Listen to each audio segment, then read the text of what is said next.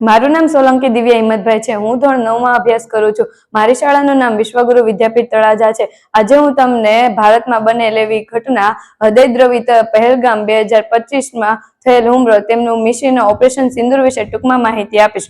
ભારતીય હુમલો જમ્મુ અને કાશ્મીરમાં પહેલગામમાં 22 એપ્રિલ 2025 ના રોજ થયેલ આતંકવાદી હુમલો જવાબદાર રૂપે હતો। એ આતંકવાદી હુમલો જવાબદાર રૂપે પાકિસ્તાનના ધ રેજિસ્ટર ફ્રન્ટ નામના આતંકવાદીએ આ સંગઠન સ્વીકારી હતી, જેમાં આપણા ભારતના નાગરિકો 31 મૃત્યુ પામ્યા હતા અને આ 7 મે 2025 ના ભારતે પાકિસ્તાન ઉપર નિશાન ફેંકવાનો આગ્રહ કર્યો હતો।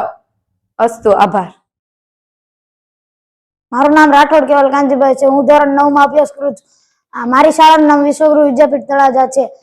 આજે હું તમને દિલ્હીમાં થયેલ બોમ્બ બ્લાસ્ટ વિશે ટૂંકમાં માહિતી આપીશ।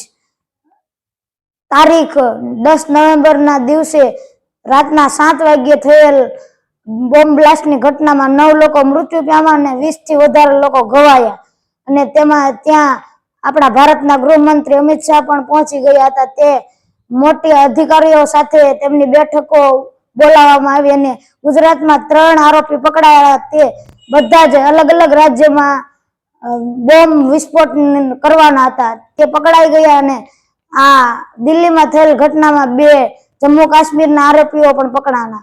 આભાર।